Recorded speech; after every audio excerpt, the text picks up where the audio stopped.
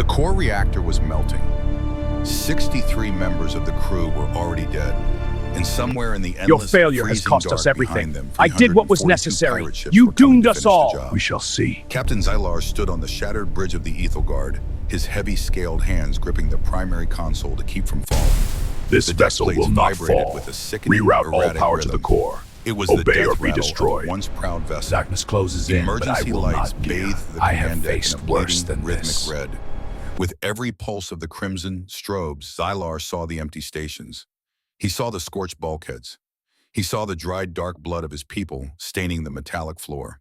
He was an old soldier. His scales had faded from the vibrant emerald of his youth to a dull ashen gray.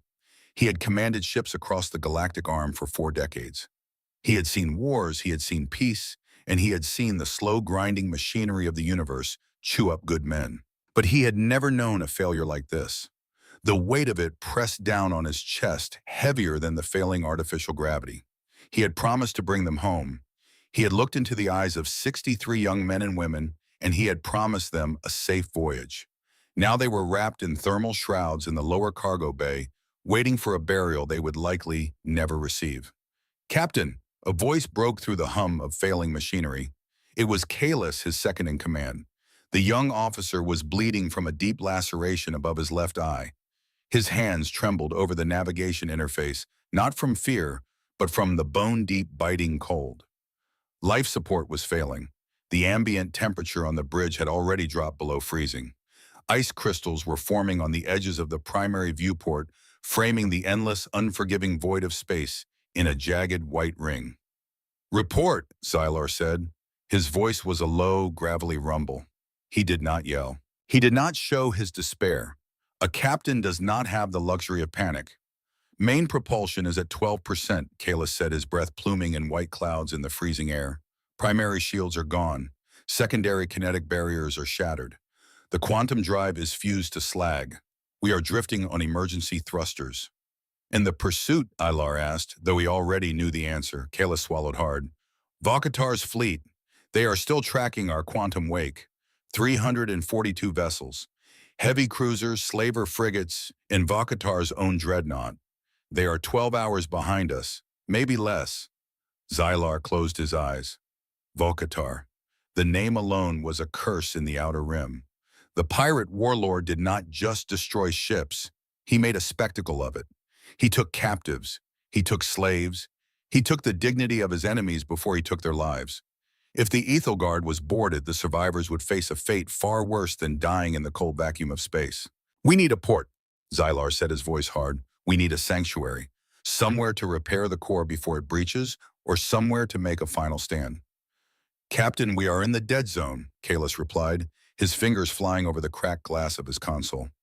"Sector 997, there are no Union outposts here, no Allied shipyards. The only star system within our sublight coasting range is a localized yellow dwarf.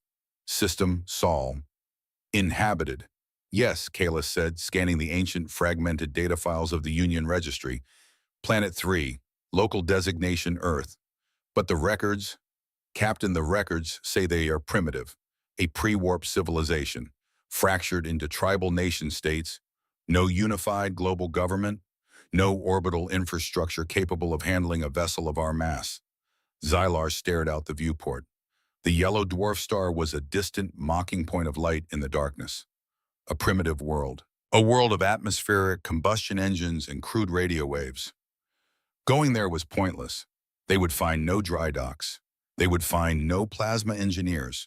They would find a quiet, isolated world completely ignorant of the horrors lurking in the dark forest of the galaxy. But if the Ethelgard's core breached out here, they would all burn in a silent flash of atomic fire. If life support failed entirely, they would freeze as monuments to their own defeat. "Set a course," Xylar ordered. Kalis hesitated. "Sir, they cannot help us. If we drop into their gravity, well, with dead engines, we will burn up in their atmosphere. We will be a meteor. If we stay out here, Vokatar will strip the flesh from our bones." Xylar growled, opening his eyes and fixing his second in command with a stare of pure, unyielding iron. "If we die falling from the sky like warriors, not caged like animals. Set the course, Kalis. Funnel all remaining power to the inertial dampeners. We will aim for their largest ocean. If we fall, we will try to spare their civilians. Yes, Captain. The deck shuddered violently as the maneuvering thrusters fired. The Ethelgard groaned, the sound echoing through the empty corridors like the cry of a wounded whale. Slowly, agonizingly, the massive warship turned its battered nose toward the distant yellow star. Time lost its meaning. Hours bled into one another in a blur of flashing red alarms and the creeping, numbing cold. Xylar did not leave the bridge. He stood at his post, his boots frozen to the deck, plates watching the tiny blue dot grow larger in the viewport. It was a beautiful world. Swirling white clouds over vast, deep blue oceans broken by massive continents of green and brown. It looked peaceful. It looked like the kind of world Xylar had once hoped to retire on before the wars, before the blood, before the burden of command had ground his soul down to dust. As they crossed the orbit of the planet's pale gray moon, the Ethelgard gave its final fatal shudder. The bridge plunged into total darkness. The low hum of the reactor died. "Main power is gone," Kayla shouted through the pitch black. "We are caught in the planet's gravitational pull. Uncontrolled descent." Emergency chemical lights cracked on, bathing the bridge in a sickly green glow. Outside the viewport, the blue marble of Earth was rushing up to meet them with terrifying speed. They were falling toward the northern hemisphere. A massive continent of green forests, great lakes, and sprawling illuminated cities was directly in their path. "Divert auxiliary battery cells to the forward deflectors," Xylar barked. "Try to skip us off the upper atmosphere. We cannot crash into a populated zone." "Batteries are dead, sir. The controls are locked. We are a dead weight." Xylar braced his hands against the console. He looked at Kalis. He looked at the few surviving bridge crew members huddled at their stations. He had failed them. He took a slow, deep breath of the freezing air, preparing to give the final order to brace for impact. He prepared to meet his ancestors. Then the ship stopped. It was not a crash. There was no fire, no tearing of metal, no violent impact. It was a sudden, bone-rattling halt that threw Xylar against his console. The hull groaned under immense invisible pressure. The Ethelgard hung suspended in the void, completely motionless. The terrifying rush of the planet below them ceased. "Report!"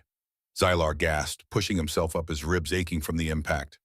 I don't know, but Kalis stammered frantically, reading the flickering green data streams on his emergency backup monitor. "We haven't hit the atmosphere. We are in high orbit. Captain, something has hold of us." "A tractor beam?" Xylar asked, his mind racing. "Vokatar, did he catch us?" "No, sir. It's not plasma-based. It's magnetic. Massive localized magnetic tethers. And Captain, look." Kalis pointed a trembling finger at the viewport. Xylar slowly raised his head. As the Ethelgard was slowly rotated by the invisible magnetic grip, the view of the blue planet shifted, revealing what lay in orbit above the North American continent. Xylar's breath caught in his throat. Union records called Earth a primitive mudball. Union records were a lie. Hanging in the silent void was a structure of staggering brutalist majesty. It was a space station, but calling it a station felt like an insult to its scale. It was an orbital fortress. It stretched for miles, a sprawling cityscape of reinforced titanium, heavily armored bulkheads, and massive solar arrays. It did not have the sleek, artistic curves of Union architecture. It was built with harsh geometric pragmatism. It was built to survive. Thousands of automated drones swarmed around its exterior like a hive of mechanical bees welding, building, maintaining. Huge docking arms built to hold dreadnoughts reached out into the blackness. And painted across the side of a central habitation drum so massive it could be seen from miles away was a flag. Red and white stripes with a canton of white stars on a field of deep blue. Before Xylar could process the impossible sight before him, the dead communication console on his command deck suddenly crackled to life. It bypassed their encryption entirely. It sliced through their broken firewall with insulting ease. A voice filled the freezing bridge. It was translated perfectly into the galactic standard, but the tone beneath the translation was unmistakable. It was calm. It was authoritative. It was the voice of a predator that did not need to bare its teeth to prove it could bite. Unidentified vessel. This is Admiral Silas Thorne of the United States Space Force commanding the orbital installation Aegis. You are in restricted airspace. Your primary reactor is in critical meltdown, and you are venting radioactive gas into my orbit." Xylar stared at the speaker grid. He was a veteran of 100 campaigns, but for the first time in his life, he was utterly speechless. "Cut your main drive," the voice continued smooth and unbothered, "or we will cut it for you. Prepare your crew for emergency tethering and atmospheric equalization. Do not power your weapons. Do not attempt to maneuver. Acknowledge." Xylar swallowed the dryness in his throat. He keyed the manual comm switch. "This is Captain Xylar of the Ethelgard," he said, his voice rasping. "My ship is dying. My engines are dead. I have 63 casualties aboard and a crew freezing to death. We are at your mercy." A brief pause on the other end, no panic. No exclamation of surprise at the existence of alien life. Just the cold, measured calculation of a military commander assessing a situation. "Understood, Ethelgard," Admiral Thorne replied. "We have a lock on your hull, pulling you into Docking Bay 4. Medical teams are standing by. Welcome to Earth, Captain." The magnetic tethers pulled. The massive alien warship, 5 kilometers of torn and battered armor, was dragged toward the human fortress as easily as a man pulling a toy on a string. Xylar watched through the frost-covered glass as the massive titanium doors of Docking Bay 4 slid open. The interior was bathed in harsh, bright, white light. As they crossed the threshold, the massive doors sealed shut behind them. The sound of hissing atmosphere echoed through the hall as the bay was pressurized. For the first time in days, the temperature on the bridge began to slowly, mercifully rise. "Gravity is stabilizing," Kalis whispered, staring at his console as if it were performing magic. "Atmosphere is breathable." "Captain, who are these people?" "I don't know," Xylar said softly. He looked at the blood on the deck, then out at the pristine, highly organized interior of the human docking bay. "But we are not dealing with primitives." "Captain," the comms crackled again. "Lower your main ramp. Step out slowly." Xylar adjusted his heavy uniform. He wiped the dried blood from his face. He was the captain of the Ethelgard. He would not meet these strangers on his knees. He looked at Kalis and nodded. They walked down the darkened corridors of their dying ship, the sound of their heavy boots echoing in the silence. When the primary airlock cycled and the massive boarding ramp lowered with a hiss of hydraulics, Xylar squinted against the sudden blinding light of the hangar. He expected to see a mob of terrified locals. He expected scientists in hazmat suits treating him like a biological hazard. He expected weapons drawn and hands shaking with fear. He saw none of that. The hangar deck was a model of absolute terrifying discipline. Dozens of humans moved with quiet purpose. They wore dark blue utility uniforms with heavy combat boots. Some were guiding massive cranes into position over the Ethelgard's smoking engine cowlings. Others were rolling heavy medical carts toward the ramp. No one was screaming. No one was running. They looked at the giant scaled aliens descending the ramp not with fear, but with the focused intensity of professionals calculating a workload. Standing at the base of the ramp was a man. He was not exceptionally tall nor heavily muscled, but he stood with a stillness that commanded the massive room. He wore a crisp, immaculate dark blue uniform.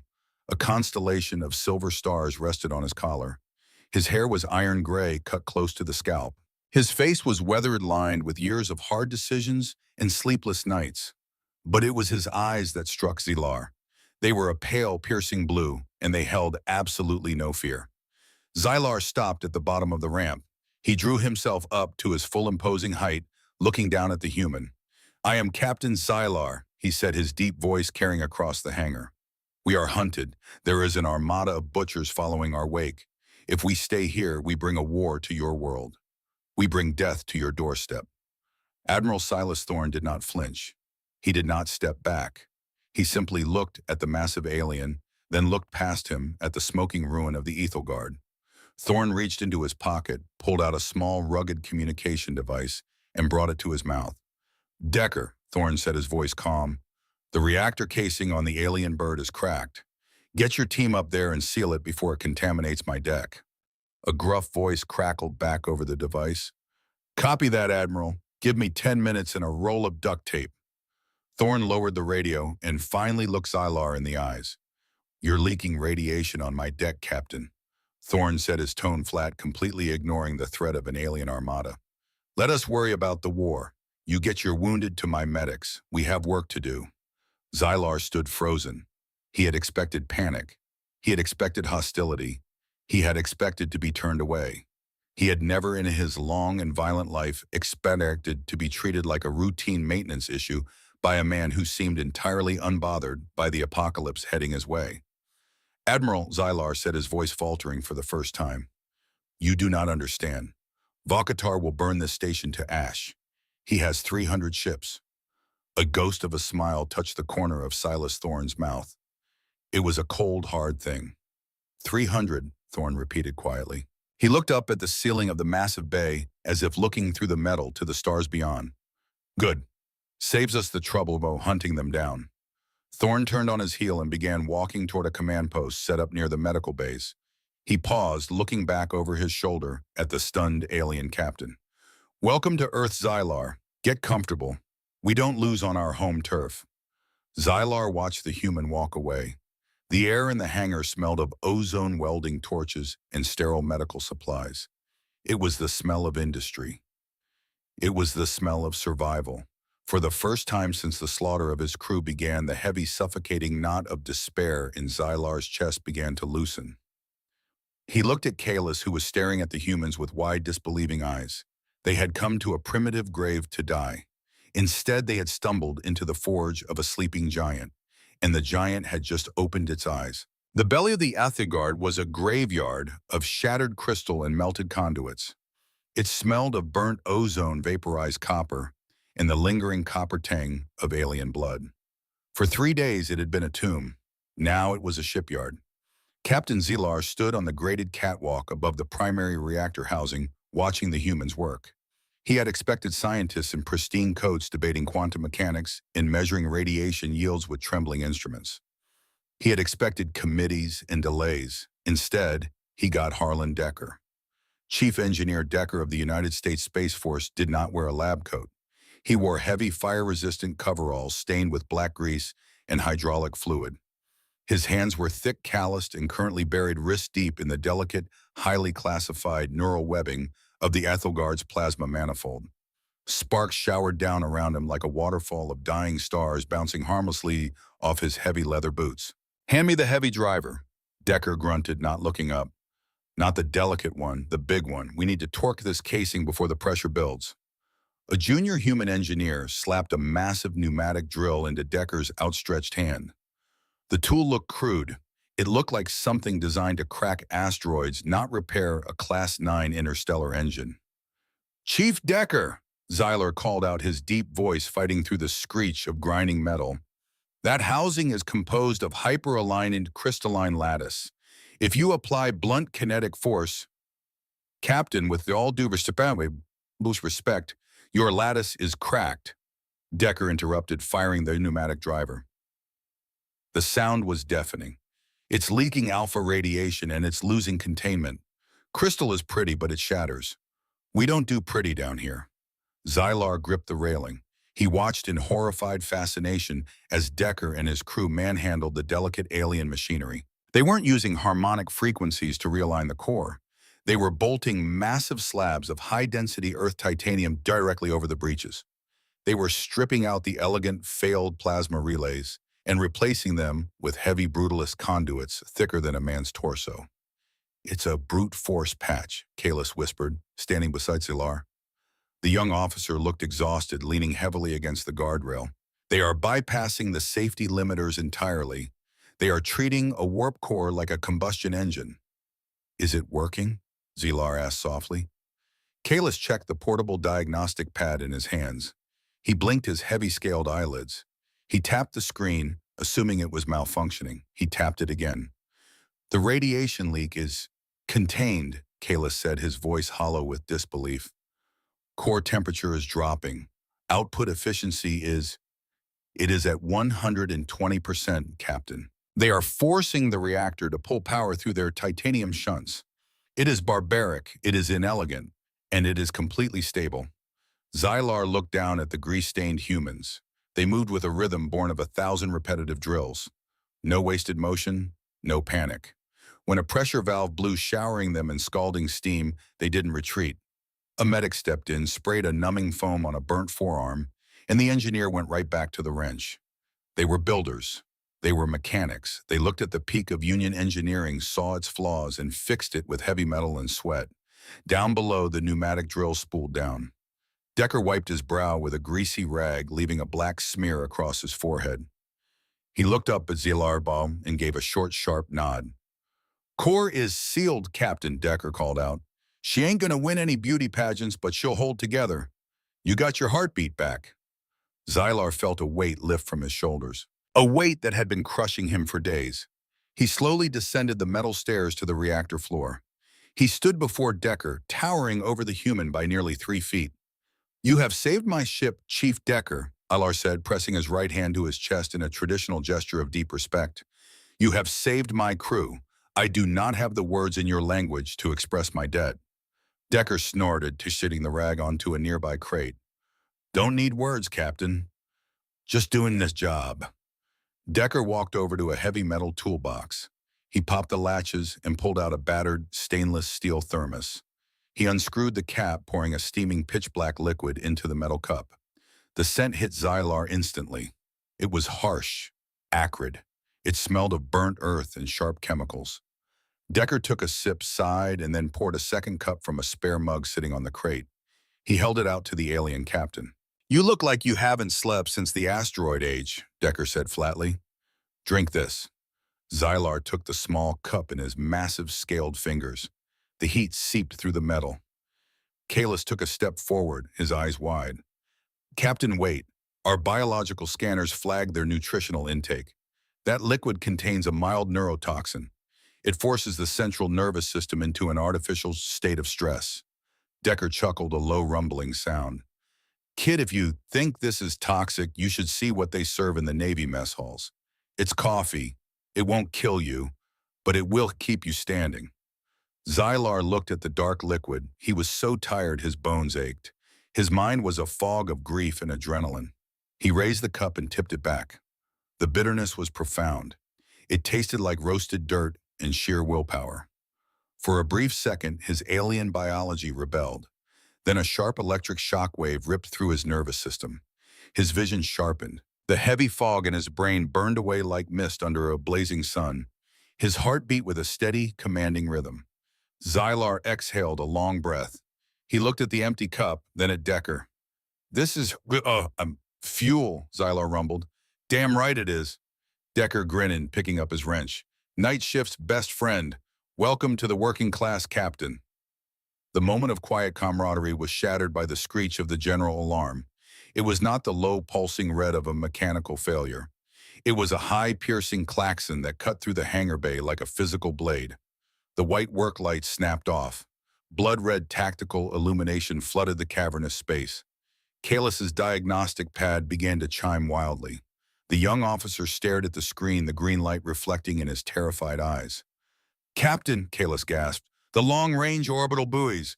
They just picked up a massive gravitational displacement at the edge of the system." Xylar's newfound energy hardened into cold dread. "How many hundreds?" Kalis said, his voice breaking. "Captain, the quantum wake. The pirates didn't just follow our trail. Vokatar planted a quantum beacon on our hull during the first ambush. We didn't lead them here. We dragged them here." Xylar dropped the metal cup. It clattered against the grating. "Where is Admiral Thorne?" Xylar demanded. "Command Center, Central Spire." Xylar turned and broke into a heavy sprint. He tore through the pristine, metallic corridors of the Aegis station, Kalis struggling to keep pace behind him. Human personnel were moving rapidly, but again there was no panic. Marines in heavy mechanized combat armor were jogging toward the docking bays. Blast doors were sliding shut, sealing off vulnerable sectors. It was the quiet, terrifying efficiency of a military base locking down for war. Xylar burst through the heavy pneumatic doors of the command center. The room was vast, circular, and bathed in the cool blue glow of massive holographic tactical tables. Dozens of officers sat in sunken pits, their hands flying over physical consoles and glowing light boards. In the center of the room, standing before a floor-to-ceiling viewport that overlooked the curvature of the Earth, was Admiral Silas Thorne. Thorne had his hands clasped behind his back. He was perfectly still. "Admiral," Xylar shouted, crossing the room in heavy strides. The beacon! I did not know Vokatar has found us. Thorn did not turn around. He kept his eyes on the stars. I know, Captain. We detected the subspace rupture 3 minutes ago. You must release the magnetic tethers on my ship, Xylar pleaded. The desperation in his voice was thick. Let me power my engines. Let me draw them away from your world.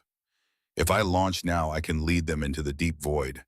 They want me. They want my technology. Thorn finally turned. His pale blue eyes were cold, hard as glacier ice.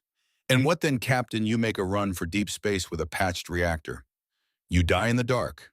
Vokatar takes your ship anyway, learns your tech, and comes back here because he knows where we are. Admiral, you do not understand the threat. Xylar stepped closer, looming over the human. Vokatar is a butcher. He commands 342 warships. Some are Union dreadnoughts stolen and retrofitted. They carry plasma bombardment cannons. They can glass a continent in an hour. Your station, your defenses, they are not built to withstand a siege of this magnitude. I will not have the blood of your innocent world on my hands. Silence fell over the command center. The officers stopped typing. Every eye turned to Admiral Thorn. Thorn looked up at the massive alien. He didn't raise his voice. He didn't need to. Captain Xylar. Thorn said, his words measured and heavy. Look down. Xylar looked through the viewport. Below them, the North American continent was bathed in the soft, glowing lights of thousands of sleeping cities. Millions of lives, families, children, unaware of the monsters gathering in the dark above them. You see a primitive world, Thorn said quietly. You see a soft target, but you don't know our history, Captain. We spent 10,000 years fighting each other. We built our civilization on blood and steel. We learned every brutal lesson the universe has to offer down there in the mud. And when we finally looked up at the stars, we made a promise. Thorn stepped closer to Xylar. We don't throw our guests out the window to make room for bullies. You asked for sanctuary. You are under the protection of the United States Space Force, and we hold the line. Before Xylar could argue, the central holographic table flashed crimson. A communications officer in the pit below ripped off her headset. Admiral, incoming wideband transmission. It's originating from the lead hostile vessel. They are forcing the channel open. Put it on the main screen, Thorn ordered. The image of the Earth vanished from the massive glass viewport, replaced by a digital feed. The face that appeared was a nightmare. Vokatar. He was a massive, scarred brute of a species Xylar had never been able to identify. Half of his face was covered in jagged, crude cybernetics. One organic eye, yellow and venomous, stared through the screen. He sat on a throne of twisted metal surrounded by the shadows of his bridge.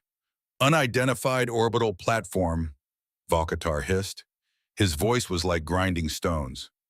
You are harboring stolen property. The Ethelgard is mine.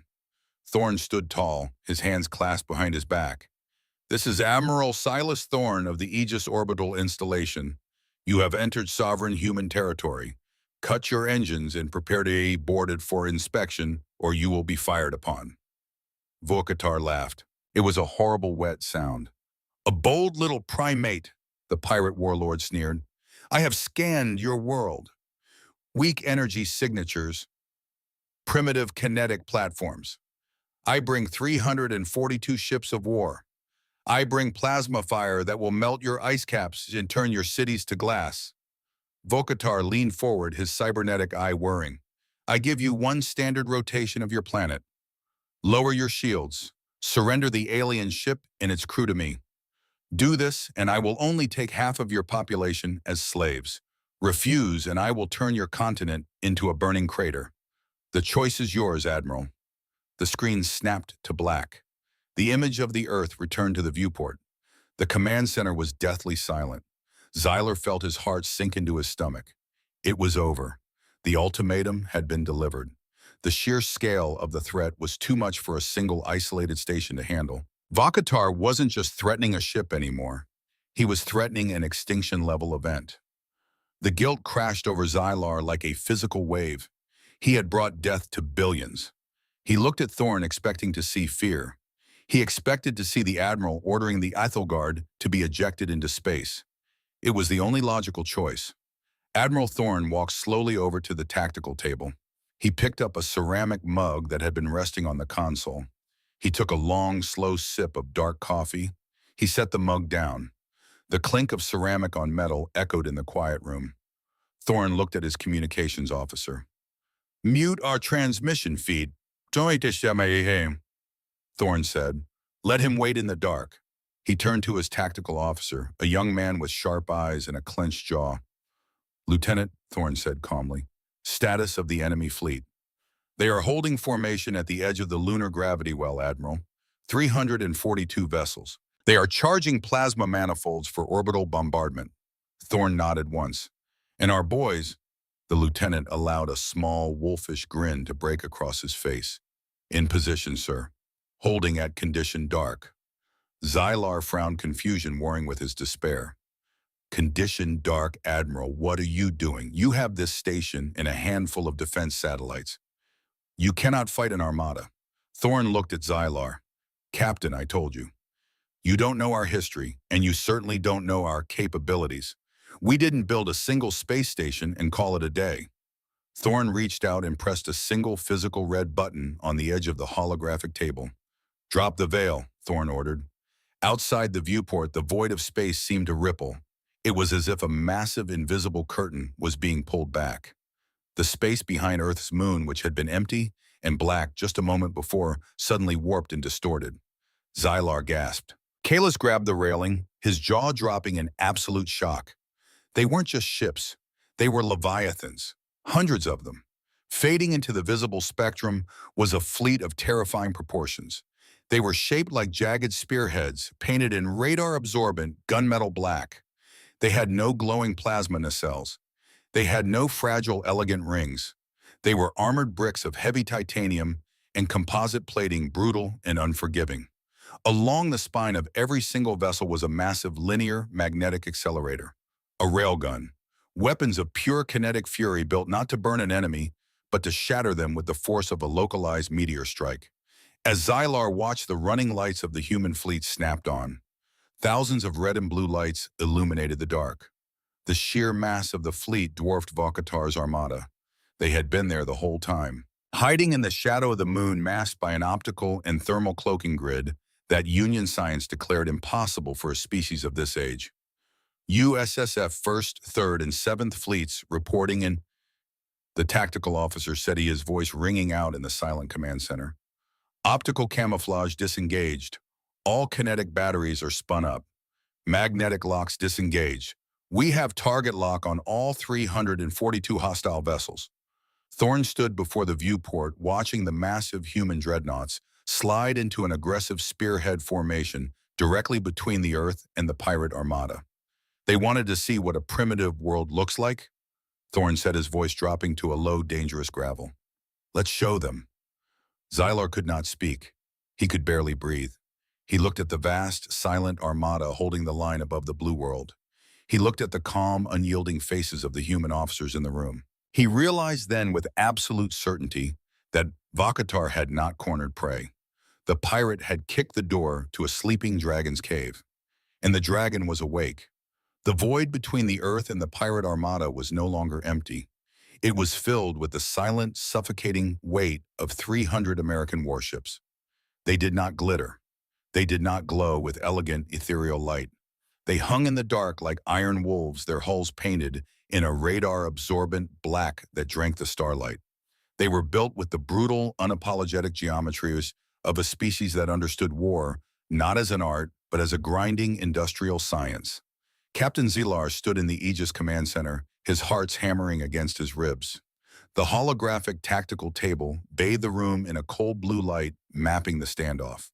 On one side, the pirate warlord Vokatar commanded 342 vessels of stolen Union design. Sleek, fast, and armed with plasma bombardment cannons capable of melting a continent. On the other side stood the United States Space Force. Admiral Silas Thorne did not pace. He did not shout. He stood before the massive viewport, his hands clasped behind his back, a statue carved from gray stone.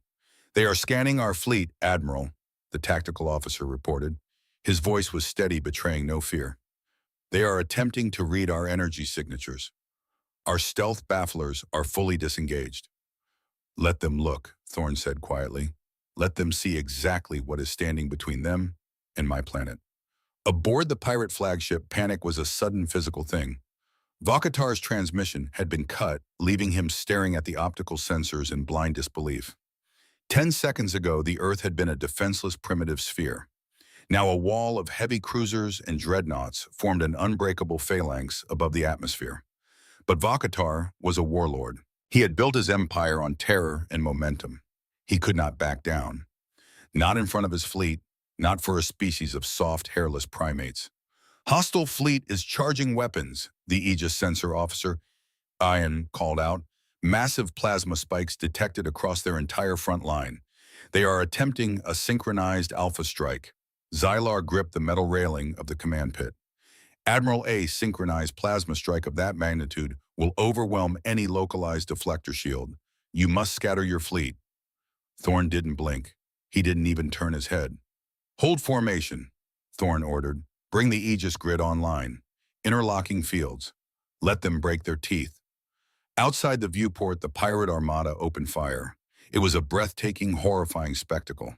342 ships unleashed a torrent of superheated plasma.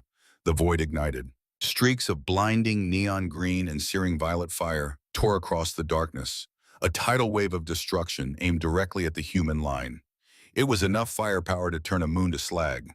Impact in 5. The tactical officer counted down, his voice a metronome. 4, 3, 2, 1. The Aegis grid activated. There was no mechanical whine. There was no dramatic powering up. A mile ahead of the human fleet, a massive interlocking honeycomb of pale golden light snapped into existence. It stretched for thousands of miles, a shield forged from hard light and magnetic resonance. The plasma wave hit. The silent shock wave rattled the reinforced glass of the command center. The golden honeycomb flared brilliantly, turning the sky into a blinding sheet of white fire. For 10 agonizing seconds, the Earth was hidden behind a raging inferno of alien weaponry. Xylar held his breath, waiting for the shields to shatter, waiting for the hull of the station to breach, waiting for the end. The fire dissipated. The blinding light faded into the cold black of space. The Aegis grid stood intact. It had not buckled. It had not shattered. It was glowing softly, slowly venting the absorbed thermal energy into the vacuum. Damage report, Thorne said. Grid stability at 94%. The operations officer replied calmly. Thermal sinks are cycling. No hull damage to the fleet. No casualties. Xylar stared at the tactical board. It was impossible. Union dreadnoughts would have been vaporized by a barrage of that scale. The human shields had simply swallowed it. He looked at Thorne. The Admiral was staring out the window, his expression unchanged. Admiral, Xylar whispered, his voice thick with a profound, earth-shattering realization. Your technology, your shielding. You possess defensive capabilities that rival the core worlds of the Galactic Union. Your fleet could conquer sectors. Xylar stepped closer to the human commander. Why do you hide? Why do you let the galaxy believe you are primitive? And more than that, why risk this power? Why risk your secrecy for strangers? For my broken ship. Thorne finally turned away from the glass. He looked at the old alien captain. His pale blue eyes held the weight of a violent history, a history etched into the DNA of every human being. Power isn't for showing off, Captain Xylar, Thorne said, his voice low and firm. We don't need the galaxy to fear us. We don't want an empire. We spent our entire history bleeding over lines drawn on maps. We are done with conquest. Thorne looked back out at the fleet of black iron waiting in the dark. But we know what it means to be helpless. We know what it is to watch the sky and wait for a savior that never comes. We built this fleet, we built this shield, not to conquer the stars, but to ensure that we are never victims again. Thorne turned his gaze back to Xylar. And when you have that kind of strength, Captain, you have a duty. You don't build a fortress just to lock the door and hide inside. You build it so that when the weak, the hunted, and the broken come knocking, you have the strength to open the door and let them in. A heavy silence filled the command center. Xylar felt a lump rise in his throat. He had spent his life serving a union of politicians and bureaucrats where every act of aid required a treaty, a negotiation, a price. Here at the edge of known space, he had found a race of warriors who guarded the dark simply because It was the right thing to do. The tactical board flashed red. "Admiral," the sensor officer reported, "the pirate fleet is breaking formation. They are panicking. Their vanguard is attempting to charge their sublight engines for a secondary pass, but their rear guard is attempting to flee." "They took their shot," Thorne said, his voice dropping an octave. The stoic protector vanished, replaced by the apex predator. "Now it's our turn." Thorne walked to the center console. He placed his hand over a biometric scanner. It flashed green.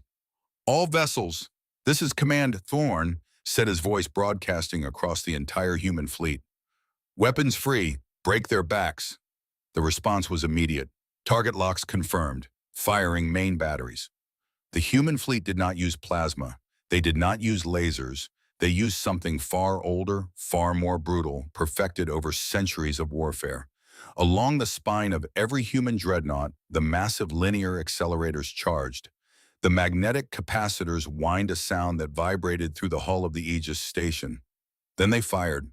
There were no glowing beams of light. There was only the terrifying silent recoil of 300 massive warships pushing backward against the vacuum. Solid tungsten carbide slugs, each the size of a shuttlecraft, were accelerated to a fraction of the speed of light. They crossed the distance between the two fleets in a heartbeat. The impact was catastrophic. Pirate kinetic barriers designed to deflect energy weapons and minor debris did not even register the incoming slugs. The tungsten rounds hit the alien warships with the kinetic energy of tactical nuclear warheads. Through the viewport, Xylar watched the enemy vanguard simply cease to exist. There were no drawn-out explosions. There was no dramatic exchange of fire. The human railguns poured through the pirate dreadnoughts from bow to stern. Armor shattered like glass. Hulls were violently ripped open. The vacuum of space instantly extinguished the fires, leaving only massive silent clouds of expanding debris and frozen atmosphere. 50 pirate ships were annihilated in the first volley. "Reloading," the tactical officer called out. "Firing solution calculated for secondary targets." "Fire," Thorne commanded. Another silent thunderclap. Another 50 enemy ships turned to scrap metal. Panic consumed the pirate armada. Vakatar's perfect predatory formation dissolved into total chaos. Ships slammed into one another as they tried to turn their massive bulk away from the human firing line. They powered up their quantum drives, desperate to tear a hole in space and escape the slaughter. "They are attempting to jump," Kayla shouted, reading the telemetry over a human officer's shoulder. "Not today," Thorne said. "Deploy the swarm." From the underside of the Aegis station and from the bays of the human cruisers, the sky filled with a new terror. Tens of thousands of autonomous combat drones launched into the void. They moved with the terrifying synchronized intelligence of a hive mind. They did not fire heavy weapons. They swarmed the fleeing pirate ships like mechanical locusts. They latched onto engine cowlings. They cut through plasma relays. They drilled into quantum drives and detonated micro-EMP charges. One by one, the escaping pirate ships went dark. Their engines died. Their weapons went offline. They were left adrift, powerless and blind in the cold. Vakatar's flagship, the massive stolen Union dreadnought, was the last one fighting. It was a beast of a ship, heavily armored and desperately firing its remaining plasma batteries at the incoming drones. It was trying to carve a path out of the gravity well. "Target the flagship," Thorne ordered. "Take out his main thrusters. Leave the reactor intact." The human flagship, a colossal vessel named the USS Retribution, adjusted its pitch. Its twin railguns locked onto the fleeing pirate warlord. Two slugs of solid tungsten tore through the void. They struck Vakatar's flagship flawlessly. The rounds bypassed the main habitation decks and smashed directly into the massive port and starboard sublight engines. The kinetic shockwave snapped the pirate dreadnought's spine. The engines exploded in a massive silent bloom of blue fire, leaving the giant ship drifting, spinning slowly out of control. "Cease fire," Thorne ordered. The command center fell silent. Outside the viewport, the pirate armada was gone. Where there had been 342 ships of terror, there was now only a sprawling, silent graveyard of shattered metal and dead engines. It had taken less than 10 minutes. Xylar stood frozen. He had witnessed battles that lasted for months. He had seen planetary sieges that ground on for years. He had never seen an entire armada dismantled with such terrifying clinical precision. The humans had not just defeated Vakatar. They had swatted him out of the sky with the casual efficiency of a worker clearing debris. Admiral, the tactical officer reported, hostile fleet is neutralized. 112 vessels destroyed. 230 disabled and adrift. We are receiving automated surrender signals across all frequencies. Thorne nodded. He looked at the wreckage. Status of Volkatar's flagship. Engines are dead. Weapons offline. But Admiral, their primary reactor is destabilizing. The kinetic shock cracked their containment field. They have maybe 20 minutes before it goes critical and vaporizes the ship. Xylar lowered his head. It was a fitting end for a monster like Volkatar. The pirate would burn in the same atomic fire he had threatened to unleash on Earth. It was justice. It was the brutal law of the universe. The strong survive, the weak perish, and the defeated burn. Xylar waited for Thorne to give the order to let them die. Scramble, search, and rescue, Thorne said. Xylar's head snapped up. He stared at the Admiral, sure his translator implant had malfunctioned. Launch the SAR wings. Thorne continued, his voice echoing in the quiet room. Send Marine boarding parties to the disabled vessels. Lock down their armories, secure the prisoners, and get their wounded to our medical bays. Divert engineering teams to Volkatar's flagship. Stabilize their core. Get those people off that ship. The human officers didn't hesitate. Yes, sir. Scrambling SAR and medical now. Xylar stepped forward, his massive hands trembling. Admiral, Xylar said, his voice breaking. They are pirates. They are murderers. Volkatar threatened to enslave half your world. He threatened to burn your cities. Why are you saving them? Thorne turned. The cold, hard mask of the warrior had softened just a fraction. Because we are not them, Captain, Thorne said softly. We fought the war. We won. But the moment you start letting helpless men burn to death in the dark, you lose whatever it is you were fighting to protect. Thorne walked past Xylar, heading toward the command center exit. We are protectors, Captain Xylar, not executioners. Now, if you'll excuse me, I have 3,000 prisoners of war to process, and my coffee is cold. The doors hissed shut behind him. Xylar stood in the blue light of the tactical table, looking out at the graveyard of the pirate fleet. In the distance, he saw the sleek white hulls of human search and rescue shuttles launching from the Aegis station, flying directly into the wreckage of their enemies to pull survivors from the debris. He felt a hot tear slide down his scaled cheek. It was a tear of profound, overwhelming awe. He had thought humanity was a race of primitive mechanics. Then he thought they were a race of terrifying, bloodthirsty warmongers. He was wrong on both counts. They were giants. Giants who carried the deadliest weapons in the galaxy, but still had the heart to reach into the fire and save the men who tried to kill them. 12 hours later, the hangar bay of the Aegis station was quiet. The harsh combat lights had been replaced by the soft, warm glow of the standard work lamps. The Athelgard sat in the center of the bay, her massive hull scarred but sealed. The deep, rhythmic hum of her repaired reactor filled the air like a steady heartbeat. Captain Xylar stood at the base of his ship's boarding ramp. His crew, all 63 survivors, were already aboard, treated, fed, and resting. They were alive. They were going home. Footsteps echoed on the metal deck. Harlan Decker walked into the light. He was still wearing his grease-stained coveralls. He had a heavy wrench slung over his shoulder, and in his right hand, he carried a battered stainless steel thermos. Engines are spun up, Captain Trout, Decker said, stopping at the bottom of the ramp. You're cleared for departure. Your navigation computer is patched, and we topped off your atmospheric reserves. Xylar looked at the grimy, exhausted human engineer. Chief Decker, I do not know how to repay this world. We brought a war to your doorstep. Decker waved a heavy hand dismissively. Wasn't much of a war. Barely got my heart rate up. Besides, gave my boys some good practice on a live target. Decker reached into the pocket of his coveralls and pulled out a small, solid-state data drive. It was encased in heavy drop-proof rubber. He tossed it up to Xylar, who caught it in his massive hand. What is this? Xylar asked. Blueprints. Decker grinned. Schematics for the titanium bypass shunts we put on your core, and the structural math for the Aegis kinetic shielding. Show it to your Union engineers. Tell them to stop building ships out of glass. Xylar stared at the small drive. It was priceless. It was military technology that could shift the balance of power across the entire galactic arm, and this human mechanic was just handing it to him like a spare part. "You give this to us freely," Xylar asked softly. "We don't need a monopoly on survival, Captain," Decker said. He unscrewed the top of his thermos and poured a cup of the steaming, pitch-black coffee. He held it out. "One for the road." Xylar took the cup. The heat warmed his cold hands. The bitter, earthy smell filled his lungs.